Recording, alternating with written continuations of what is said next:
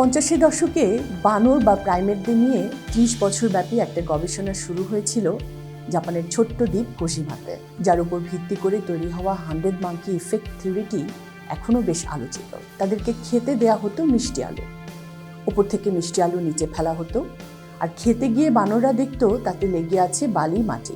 এরই মধ্যে একদিন দেখা গেল 18 মাস বয়সে একটি মেয়ে বানর মিষ্টি আলু খাচ্ছে সমুদ্রের পানিতে ধুয়ে। দেখা দেখি তার বয়সী অন্য বানররাও মিষ্টি আলু ধুয়ে খেতে লাগলো।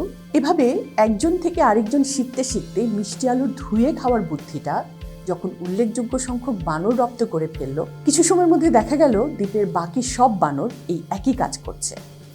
এমনকি কোজিমা দ্বীপের বাইরে অন্য দ্বীপ এবং মূল ভূখণ্ডের বানরদের মধ্যেও দেখা গেল এই একই অভ্যাস।